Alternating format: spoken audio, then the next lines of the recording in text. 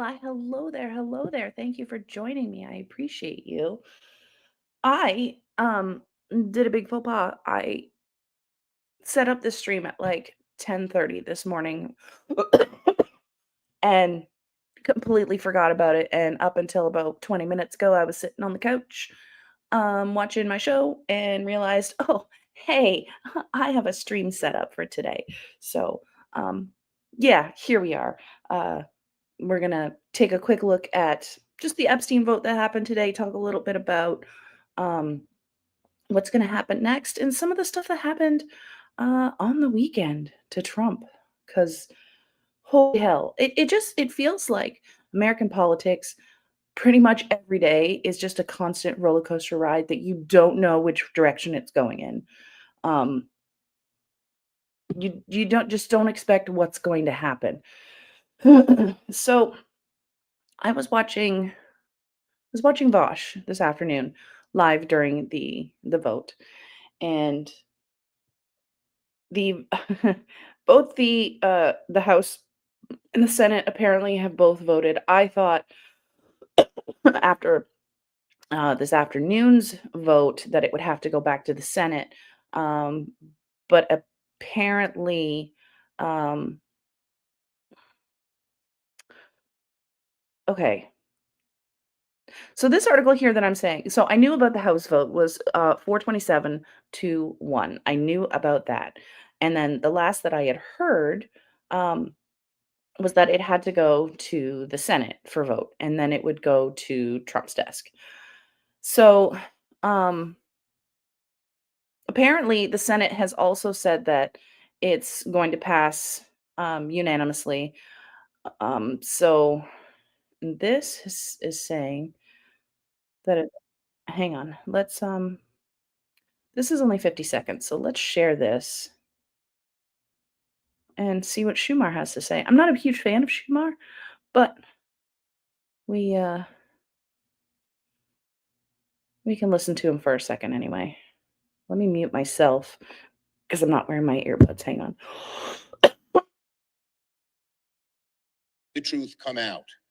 Let transparency reign, and I urge my Republican colleagues, let the Senate act today.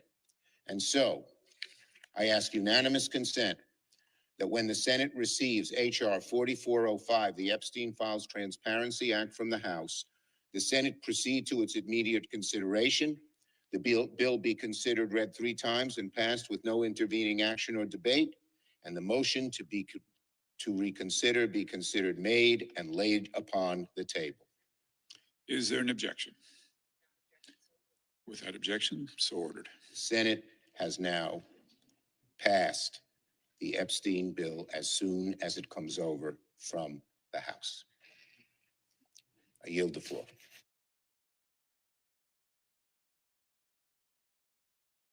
So apparently, it was really that easy. They didn't even have to take a vote. They just kind of all unanimously agreed that that's what they were going to do. So it has passed the House and now the Senate. So now it goes to Donald Trump. Now, there was some discussion on Vosh's stream today about a couple of things. One, what if Trump tried to veto it? He did sell the Democrats out. Absolutely. I agree. I bet we still won't see the files. Well, I think we're going to see the files because apparently after this vote, they now have 30 days to release them publicly. But I've heard that there's a suspicion that they're going to be heavily redacted. Hello. They're going to be heavily redacted. Now, that might seem like it's a bad thing because if they go ahead and they doctor the Epstein files and they redact all of Trump's name in them so that we can't see it, that's really only going to add fuel to the fire for the conspiracies, because all of the places that it's redacted, people are just going to assume it's Trump. And in order to bypass that, I'm old enough, thank you. In order to bypass that, though, he's going to have to release the full file. So he's either going to have to deal with the conspiracies and the rumors with him having everything redacted, or he's going to have to redact it so that the truth is actually seen. So either way it goes doesn't really play well for Trump. And no, yeah, no, at this point, because it's unanimous in both the House and Senate, he can't veto it. He can try. Um, and I want to say he can't veto it, but there's a lot of things that Trump's been getting away with that he's not supposed to be getting away with. So I mean, I'm not even confident that he can't veto it. He might try to veto it, and then the DOJ, because like this vote doesn't actually release the Epstein files. It's still in the power of the DOJ. And the DOJ has had this entire time since Trump took office in order to release them, but haven't. So this vote is really just to pressure the DOJ to release the files. And the longer that the DOJ and Trump stall, the worse that they look. Like there's really no scenario that I can think of where Trump comes out on top, right? So I guess at this point, we're just going to have to wait and see. Now, there is the possibility that they just go ahead and release the files as they are without redacting them. Um, and the reason we kind of believe that is because the oversight committee released those 3 emails, right? And then the Republicans released those 20,000 documents. So all of those emails, including the one where um, the Epstein was asked if Putin knew that Trump gave Bubba a blowjob. I still can't get over that. So if they didn't bother to redact things like that, there's a possibility that they may not redact the Epstein files. I don't know. I guess we're not going to really know until we actually see them. And, at this point now, they have 30 days to release them to the public. And I guess we're going to wait and see. So, part of what's really frustrating about this entire process, and I'm kind of glad that it's turned out the way that it is because Trump promised that he was going to release the Epstein files. That's what he campaigned on that, right? That's part of what his promises were. Then when he took office, it didn't happen. Then it was like the Epstein files are on Bondi's desk. And then next thing you know, oh, well, there is no Epstein files. And then next it was, well, there never was any Epstein files. And then it was, oh, well, it's all a democratic hoax. So the story has changed so many times that we can't trust anything this administration says about the Epstein files, right? Are we even really going to be able to trust what they put out there? I don't know. I don't know because I at this point I don't trust anything that this administration has to say about anything. The fact that they're not even releasing like the jobs numbers and the unemployment numbers for October because they just don't have them, I suppose, or they're doing so badly. You know what I mean? So it's like we can't trust the information coming out of the White House because they tell us so many different stories and like they can't even stick to one lie. The lie keeps changing. Um so at this point, who knows? The fact that on the weekend Trump did a complete like 180 and decided, yeah, go ahead and release the Epstein files. We've got nothing to hide. After the week before trying to canoodle with like people like Marjorie Taylor Greene, he's like, with fighting with her over the Epstein stuff, and then trying to convince Lauren Boebert to take her name off of the petition, so he was desperately trying to stop um these files from being released, and then just all of a sudden turned around and said, "Okay, release them. We found nothing to hide." Unfortunately, Pothead Willie, the Biden administration could not release them. Um, so the White House doesn't have the power. Joe Biden did not have the power. Neither does Congress or Senate. That's completely up to the DOJ, and those files were sealed up until 2025, I believe. And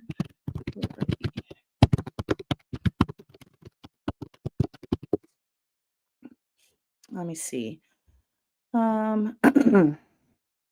So they did release batches of the Epstein files in early of January 2024. But unfortunately, like the full release of the Epstein files was not something that Joe Biden had the jurisdiction to do. It had to be um, released by a judge. So, yes, I absolutely agree. You know, it would have benefited us to release those files before the election. Unfortunately, that just wasn't an option legally. And unlike Republicans, Democrats tend to do their best to follow the law. They just don't do whatever the hell they want. So I guess they've got that going for them. But you know, I didn't really have a whole huge high opinion of Joe Biden either. And but the lesser of two evils, I suppose. Um, but yeah, no, the Democrats could not release the Epstein files even if they wanted to, simply because they were sealed. Um, and let me see here.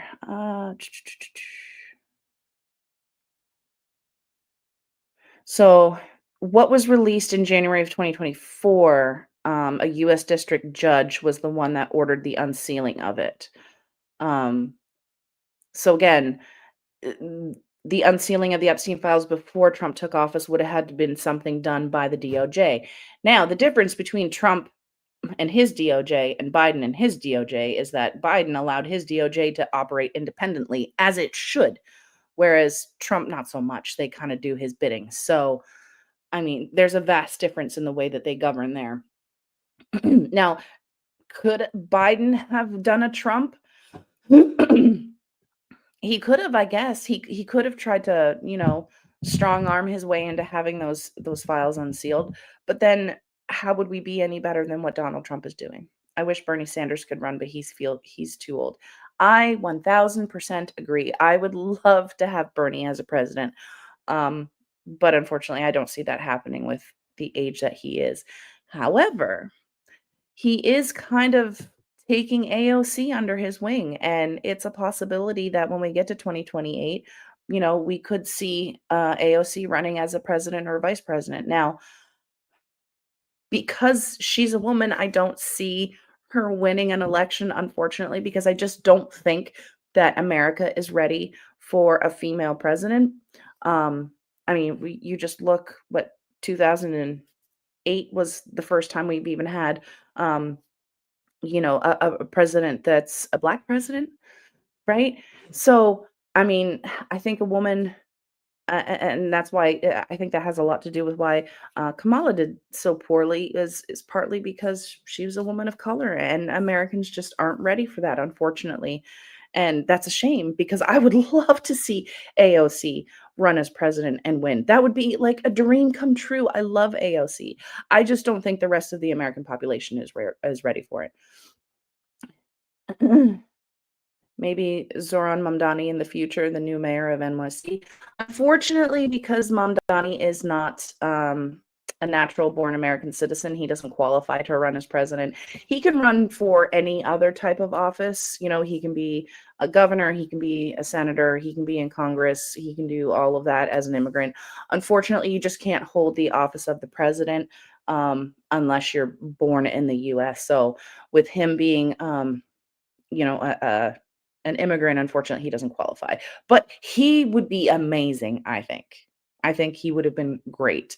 I think anybody that's kind of within the same kind of belief system as AOC and Mamdani, I think that they would be fantastic for the American people. I know that a lot of people would really be upset about it, but I think overall, in the end, when they see that the good things that they would do for the American people, ultimately, I think that would win them over. But I just don't think that America's ready for a woman president. As sad as that makes me to say, they're just not. America's just a little too backwards still, and that's a little too progressive for the American people, I think, and that's really saddening to say, but unfortunately, it's the reality that we're living in. Um, and I don't One of the things I've really just hang on, I'm taking my bracelet off because it's squeezing my arm. Um, America has this very isolationist type attitude for pretty much everything. Um, that is really kind of confusing for me because, it's very much pull yourself up by your bootstraps, pay for it on your own, make it on your own, work on your own. And it's like, if I can't pay for it myself, then I'm not going to get it. Or if I can't do it by myself, then I'm just not going to do it. I'm not going to reach out for help. It's very, families living, husband, wife, kids, and that's it. Hello, my love. And it's just like other cultures who kind of come together better, um, seem to value their communities more. Because I've noticed that, like, the America that we live in now, we don't really put a lot of emphasis on our communities. It's very much, you know, a lot of the objection I see to like universal health care is that they don't want somebody else abusing the system. They would rather punish everybody um, than help someone out. We need free healthcare. Well, see, that's the thing. Free healthcare is not really free, right? You're still universal healthcare or a single payer system like Canada, where I come from. Um, you pay through taxes. And so the healthcare system, you're still paying into it, but you're getting much more benefit out of it. So let's just kind of compare, right? So in Canada, I think the last time I worked out the numbers was in like early 2021, around in there. So a single person in taxes like pays I think in total over the year, depending on what you make, like $4,600 in taxes or whatever. And a portion of that goes to pay for the universal healthcare system. With that, pretty much all of your healthcare is covered. Um, things like dental, eye care, and your prescriptions are not covered. Things that are considered cosmetic are not covered, which I mean, that's just kind of common sense, right? But the main stuff, your emergency healthcare, your regular practitioner healthcare, things like that, that's all covered under those taxes. Um, so you don't have to pay really anything additional on top of that unless you're having other, procedures done. Now that I am in the US and I'm working in the US system, not only am I paying more in income tax, um, I'm also having to pay an insurance premium. I have to pay for my prescriptions. And there's a hell of a lot of procedures that are not covered by my insurance. So even though I'm paying like I think what am I paying now? Um, so I'm paying about $150 a month now for my insurance premiums through work. I also have to pay for services that are not covered. So, for example, I had a biopsy in January of this year to screen for breast cancer because they found something on my mammogram. I still had to pay $5,000 for that procedure, even though I have insurance and I pay a monthly premium, right? And in Canada, on a universal healthcare system, that just doesn't happen, right? Um, it is, and it's like and I was thinking about this the other day because, like, I had gone into collections for a bill, and it was like, "Wait a minute, I thought all of my" so, you have depending on what you get done, you get a bill from this doctor, and you get a bill from this radiologist, and you get a bill for this service, and it's like, you have, like, all kinds of different bills coming at you. It's hard to keep track of what it is that you owe and what you've paid because it's all billed separately, right? With universal healthcare, you don't have to worry about that. If there ends up being a fee for anything, it comes as one bill and you pay it. And if you don't pay it, they just take it out of your taxes, right? Um, and being seen by a doctor, the wait time is not really any different than it is here on our paid system. Um, there is a wait time, and this is kind of have been a big controversy as well, is, "Oh, you have to wait to see a doctor, you have to wait to see a doctor." It depends on what's happening. So if you're having a non-emergency type of procedure done, then you may have to wait to see a specialist. Like, for example, I had a breast reduction in 2018 and I had to wait a year for that because there was only 2 plastic surgeons in my area. They were booked solid. So I did have to wait for that, which, I mean, in the end, it didn't really matter. I wasn't going to die if I didn't get, my surgery done. But if you have, say, like you have cancer or you have an injury or something like that, no, you're not going to have to wait. And like to get into your GP and all of that, it's about the same. The wait time really isn't all that different than what it is in the US. I still often hear too, oh, Canadians go to the US to get their healthcare because, Canadian healthcare is so bad. Canadian healthcare really, it's not perfect. There's no system out there that's perfect. But I can tell you right now, as a Canadian that lived in a border city, Canadians are not crossing the border into the States for healthcare. Um, that just doesn't happen. Canadians are very, very proud of our universal healthcare system and the fact that, we have that benefit. So they're not going to forego having it paid to go over the border to have to pay an arm and a leg for a service. And I mean, there's a big difference in just the prices of our drugs too. I'm an asthmatic and have 2 inhalers that I take. I have an emergency inhaler, which is albuterol, and then I take a Symbicort, which is a daily corticosteroid. So in Canada, my corticosteroid is, I was paying at the time probably about $100 for that inhaler. That was my maintenance inhaler that I took every day. And my emergency inhaler, I was only paying $10 per inhaler for that.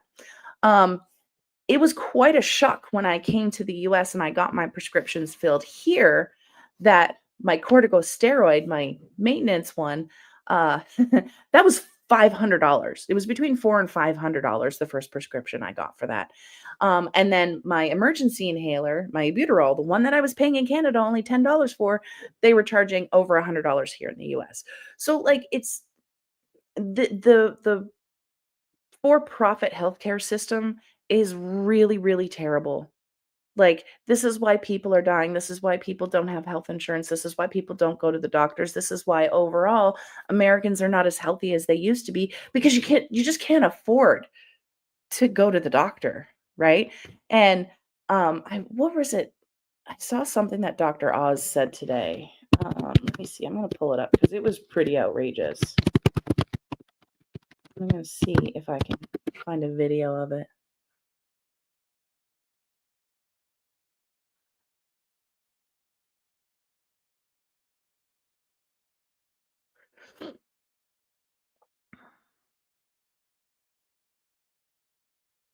Yeah. So he had made a comment. Um,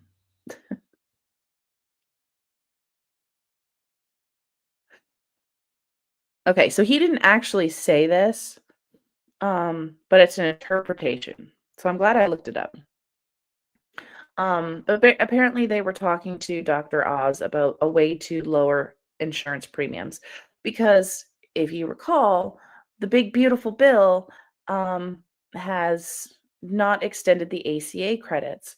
So people are starting to get bills um, saying that I saw a TikTok video yesterday of a couple that had a $950 insurance premium and they just got a notice saying that their bill was going up 76% and that their new bill was going to be like something like $1,760. So almost double their premium was going to be starting in 2026 because no ACA credits and because Republicans do not have a plan in place to take over for the ACA, which they have been telling us for what, 12 years now? 10, 12 years? They've been promising that they're going to repeal the ACA and provide us with something better. And what have we got? Absolutely nothing.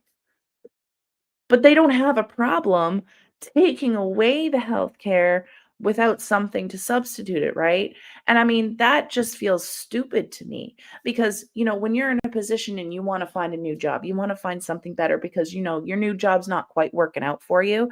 You don't quit your job and then hope you find something else in most cases, right? You'll search for a new job and you'll keep working at your current job until you get a new one that's better, right? And Republicans are just kind of throwing us to the wolves saying, we're going to eventually give you a healthcare plan that we've been promising for the last 10 years. But here, we're going to give you nothing until then. You're just going to have to suffer for the time being, right?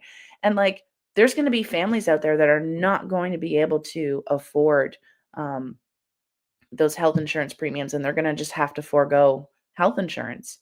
And that's going to be really dangerous. That's going to be hurtful to everybody, right?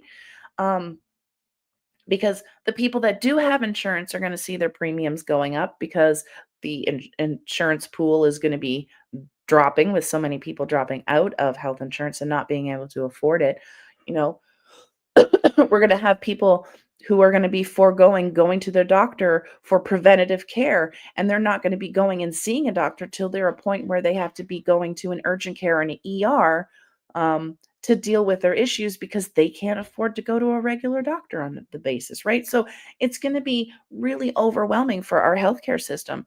On top of that, with the Medicaid cuts and us seeing hospitals, rural hospitals, and things like that closing, there's going to be less healthcare even available to some people. You know, if you are in a rural area and you have a heart attack and it's an hour and a half to the closest hospital, your chances of making it are going to drop a lot if you have to travel that far, you know? And like if you're in a major car accident and you have to be medevaced somewhere, we were looking up the prices of that the other day. The cost of being medevaced anywhere can run you up to $25,000 or more. The politicians don't care they're rich. No, the politicians don't care because number one, they're rich. Number two, they work for the government. So they have universal health care through the government. So why would they care what we do or do not have when they're reaping the benefits without sharing it with the rest of us? Canada has its share of problems too. Yep, it definitely does. I mean, like I said, no system is perfect, but you work with what you got. And right now, Republicans are just making it worse for everyone. And I think we're at a turning point now, especially when people start having to, decide whether they're going to keep their health insurance or cancel because they can't afford it. What are you going to do? We're going to have people going bankrupt. We're going to have people dying. We're going to have overwhelmed healthcare systems. Like, and that's just healthcare. That's not even considering all the other things that are going to happen. I was having a discussion um, on a comment, I think either it was on a video or a post, I can't remember which, where they were talking about, well, I understand why you're stressed out, but, and it's like they tried to point out the fact that I was wrong. I was wrong about being afraid. And I'm like, I'm sorry. There's so many things that the Republicans are doing that are going to affect my day-to-day life and make life more expensive and difficult for me and my family, and that the fact that there's so many families that are in the same boat as me is really, really frightening. Like, just taking a look at my job.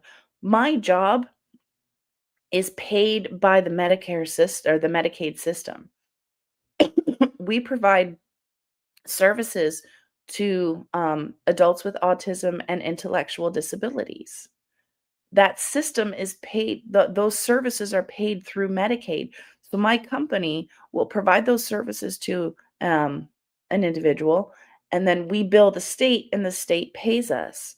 Well, if we look at the Medicaid cuts that are going to happen, that's going to reduce the amount of federal funds that are going to each state. So each state gets so much money to go towards their programs, right? Medicaid and things like that.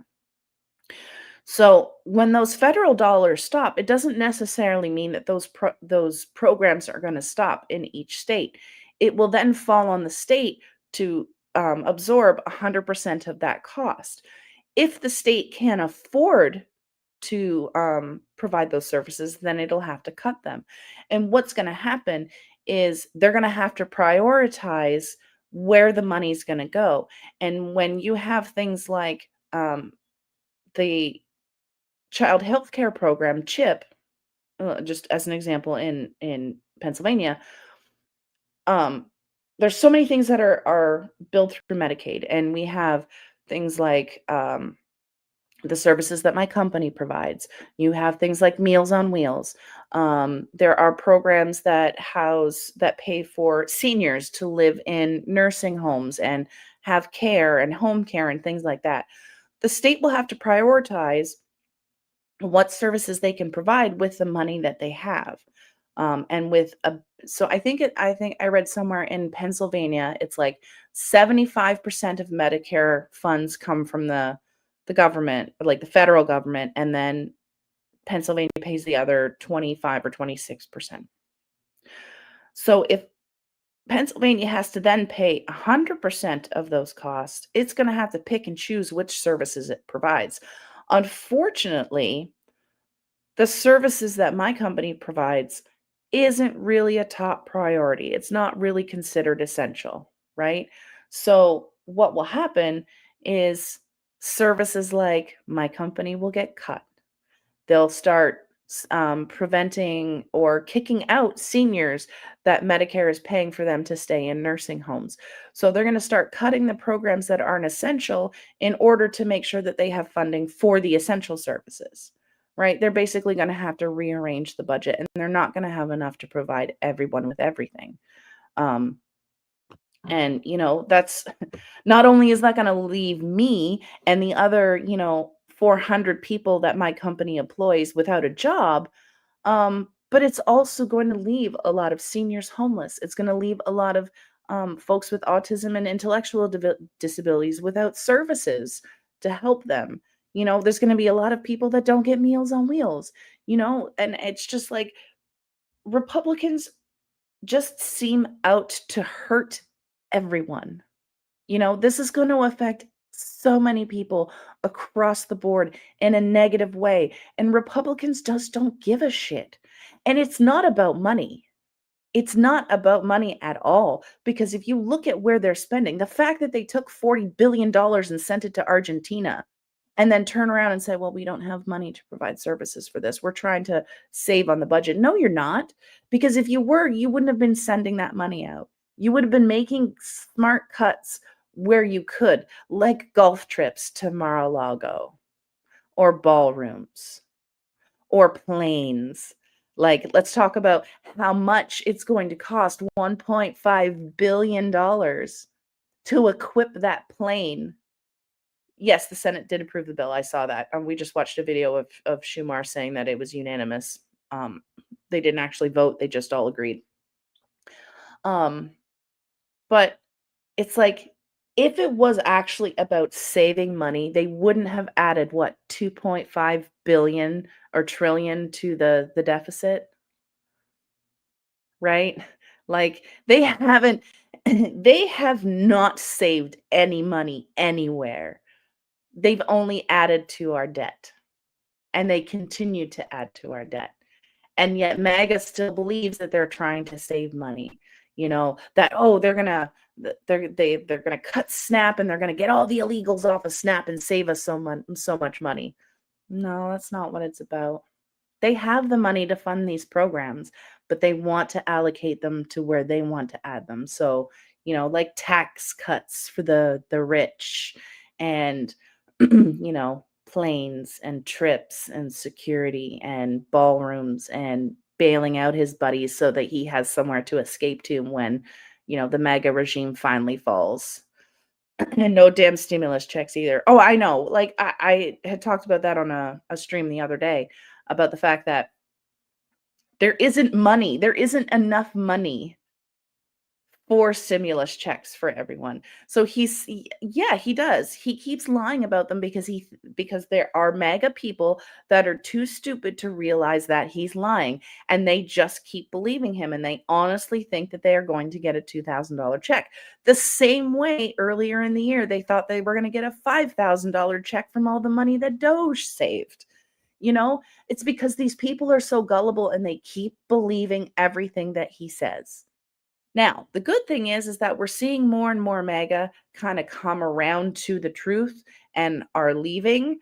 MAGA's kind of crumbling as we speak. We're seeing all the infighting and the falling out between the groups of MAGA, and it really kind of started when Charlie Kirk was killed, and we saw the divide with that started with Candace Owens, right? Like, it's just kind of, MAGA has been in the last couple of months really fracturing, and we're seeing a lot of people kind of separate and distance themselves from the MAGA movement. So we can only sit here and cross our fingers and hope that it continues that way, and that MAGA finally crumbles. We have to hold out until midterms, so that we can have a big blue wave, and then we'll have enough people in the House in order to impeach and get him removed from office. Because it's one thing being able to impeach him, because just like his first term, we impeached him what, twice? Twice. But if you don't have the votes in order to remove him from office, impeaching him really doesn't make a difference, right? We can impeach till we're blue in the face, but if we don't have enough votes to get him physically removed from that office, then it's just really a waste of time and money to try and impeach, which I think is probably why the Democrats haven't tried to introduce articles of impeachment so far, because they know it's not going to go anywhere. I mean, valiant effort, I suppose, but I mean, if you're not going to be able to do anything with it, you don't have the votes to support it, there's literally nothing that you can do. So we have to keep our fingers crossed that the midterms are going to do us right. We're going to see that blue wave come up again, and we'll be able to actually do something. And it says a lot when even like Steve Bannon is out here talking about, well, um we can't let them win the midterms, because if they win the midterms, then Trump's term is only going to be 2 years, and there's going to be a lot of us behind bars, because they know what they're doing is wrong. Why would you stand up there and say, I know that if the Democrats win, I'm going to jail? It's because you know what you're doing is wrong, and that's where you're going to end up. So they're afraid. They're afraid, especially after, this recent election cycle where, blue across the board won. They know that they're in deep water right now. And we just kind of have to keep that pressure on them. We have to keep building the support. We have to keep fighting back. And we have to cross our fingers that enough people show up at the midterms to make a difference, so that we can stop this nonsense, because this country is falling apart. I saw, let me just see if I can find it again. There was a map that was released.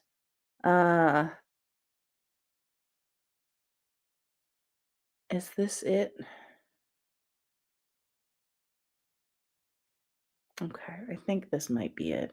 Yes, it is. Let's open this in a new window. Open image in a new tab. Is that going to work? Perfect. Perfect. Let's share this. Is it this one?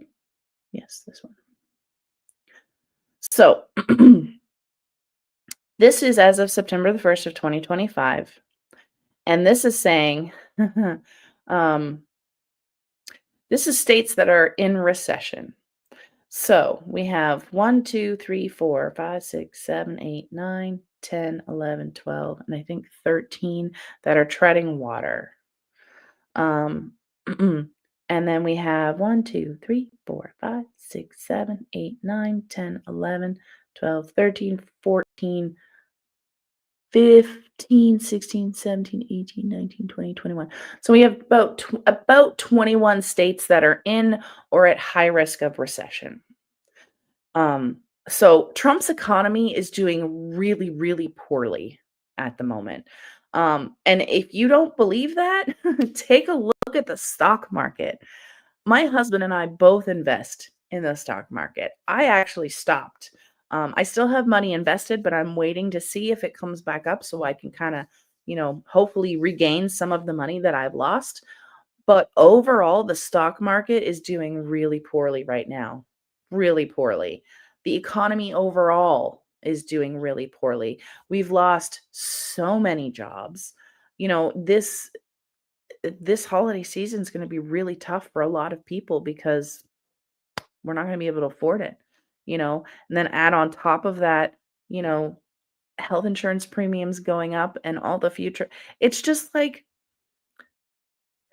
this time last year, m my family in particular, as an example, we were comfortable. We were on an upward trend of, you know, meeting our financial goals and doing well. We were comfortable, didn't have to worry.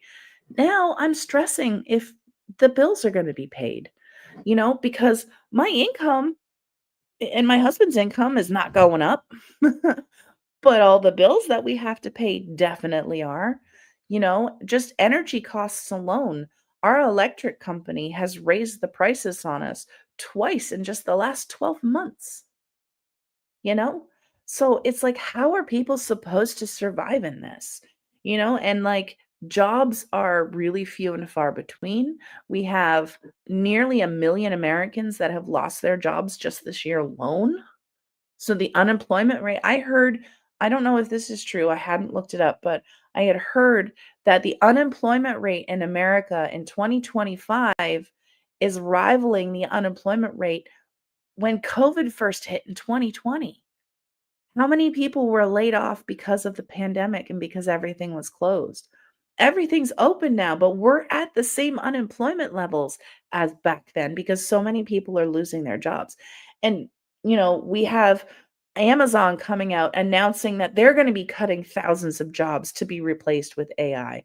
We have places like GM because cars just are too expensive for people to buy, that they're coming out now and saying, "We're doing employee pricing, we're doing employee pricing," because nobody can afford a brand new car anymore because they're just too damn expensive.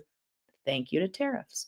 You know, we're paying like $8 a pound for ground beef because of tariffs. And then what do Republicans do instead of, you know, acknowledging the fact that we're going into a recession? They're blaming immigrants for coming over the border wall or crossing illegally into the US with their cattle. With their cattle. They're sneaking into the US with their herds of cattle and bringing disease, and that's what's causing beef prices to go up. Like, Republicans really do believe the American populace is stupid. I mean, a good portion of them are because they voted for Trump. But not the point. Like, they will say anything and everything they possibly can except take accountability for the problems they've caused and actually do something productive to fix them. They don't actually work for the American people. Like, what policy have they brought in that is to benefit anyone in America? Nothing. Absolutely nothing. And it's super frustrating that it keeps going on, and then you have people that are, like, cheering it on. It's really frustrating too for people to see that they're sitting there collecting social benefits, whether it's disability or survivor benefits or, you know, some type of socialist program. They're sitting there collecting money. They're on Medicare. They maybe take collecting SNAP. You know, they're going to school and getting an education on somebody else's dime. Those are the type of people that are sitting here saying, "Yes, yes, yes. I like all the cuts that Trump is doing." Even though, you know, you're gonna be one of the people that eventually gets hurt from all of the cuts. And then no one's gonna feel sorry for you because you fucking cheered this on. Nobody to blame but yourself for voting for Trump. Anyway, okay, enough of that rant. We kinda went off of the Epstein vote, didn't we? Um, but, you know, here we are. Um, so I guess we will see the Epstein files within the next 30 days, hopefully. Uh, and then once those we will sit down and we will go through what we can. I know we went through the email documents that were released by the Republicans last week. That was a tough read. There was a lot of stuff in there that was hard to read. But we'll do it if we have to, and we'll just see what happens from then. Anyway, If you're oh, I didn't do my disclaimer again. I forgot. Oh, I'm terrible at this streaming thing. Just, the usual, the opinions expressed during the stream are my own and are shared for informational and discussion purposes only. There. At least we got it out in one point at the stream. Um, I am gonna aim to keep to try and stream at least 3 times a week. But right now, as we're going into the holiday season, that's gonna be really, really difficult. Like, for example, tomorrow, I am not gonna be able to stream tomorrow, because my day is packed full. I'm gonna be at work all day, and then I have to come home. I have, a Bible study Friendsgiving thing tomorrow, so I have to make my Friendsgiving dish when I get home from work tomorrow. I have also I have also so on top of joining the children's ministry team at church, I have also decided that I want to be part of the announcements team. So I have to go do announcement stuff tomorrow before Bible study, then go to Bible study, then have that Friendsgiving, and then come home and then get up and go back to work the next day. So, I mean, and with Thanksgiving being next week, life is going to be a little hectic over the next 6 weeks or so as we lead up into Christmas and New Year's. So I am going to try and stream as much as I possibly can. If there is, breaking news that I want to talk about, I will definitely get on here and stream. So please like and subscribe if you don't want to miss that. But thank you so much, whether you're watching on kick.com or you're here on YouTube. Thank you so much for watching. I appreciate you. Please like and subscribe, and I will see you next time.